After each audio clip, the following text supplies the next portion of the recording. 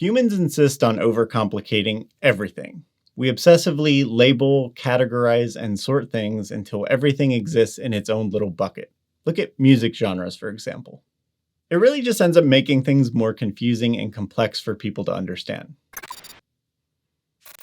Let's look at moving data. In the early days of data warehousing, this was just called data warehousing. Moving the data in was part of the process. You can't claim to have a warehouse of data if you've never moved any data into it. So here we are, we have data spread around and we want to get data into one place, so it gets moved. But as things developed, people started to call it data integration via a process called ETL.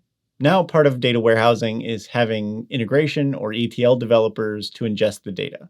This is mostly done in SQL because it's mostly between relational databases, but some people use specialized tools or programming languages like Java or C#.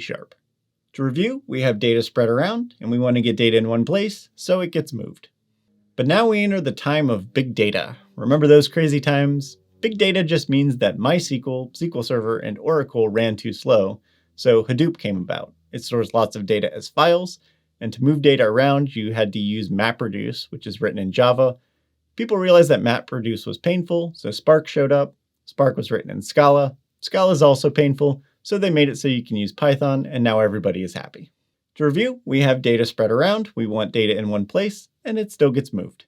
So we have ETL developers using tools in SQL, and sometimes code, and we have big data engineers using Java, Scala, and Python, but they ultimately did the same thing. They just moved data. Also, the term big data is just out of style and kind of lame now, so everyone just rebranded themselves as data engineers. And ETL is now sometimes ELT, so people just started saying pipelines to avoid the confusion. To review, we have data spread around, and we want data in one place, and it gets moved. But of course, since we're driven to overcomplicate things, you get people arguing if data engineers use SQL, or if Python or Java counts for more.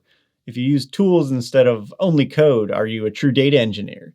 Do data engineers work on data lakes or data warehouses? Or do we just need to combine them and make data lakehouses? How do we break down what is ETL versus what's a pipeline? Ultimately, it just doesn't matter. It all comes down to data being stored in silos. We want that data combined and made available. It's going to be stored somewhere, and you need to be able to move it and query the data. That's it. That could be file storage, table storage, data lakes, warehouses, lakehouses.